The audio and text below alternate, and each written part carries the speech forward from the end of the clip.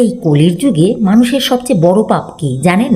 মানুষ ভুল করে, পাপও করে, কিন্তু জানেন কি কলিযুগে এমন একটা পাপ আছে যা ধীরে ধীরে মানুষের মনুষ্যত্বকেই শেষ করে দিচ্ছে। সেই পাপের শাস্তি শুধু পরকালে নয়, এই জীবনেও মানুষ ভোগ করে।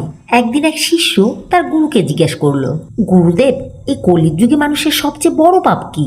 গুরু কিছুক্ষণ নীরব থেকে বললেন, মিথ্যা, লোভ, ক্রোধ এগুলো অবশ্যই পাপ, কিন্তু কলির যুগে সবচেয়ে বড় পাপ হলো নিজের স্বার্থের জন্য সত্য, ধর্ম এবং আপনজনদের ত্যাগ করা। শিষ্য অবাক হয়ে বলল, কিভাবে?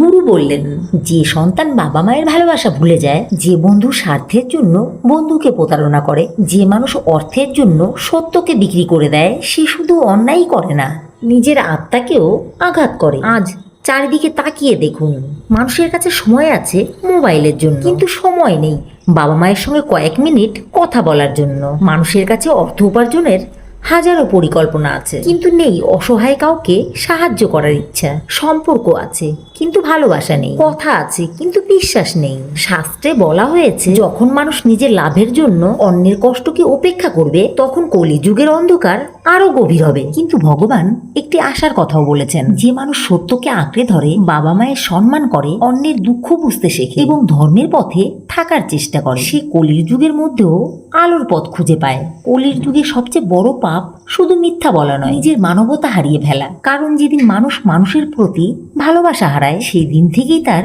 পতন শুরু হয়। তাই আজ নিজেকে একবার প্রশ্ন করুন, আমি কি শুধু নিজের জন্যই বাঁচছি, নাকি অন্যের জীবনেও একটু আলো ছড়াচ্ছি?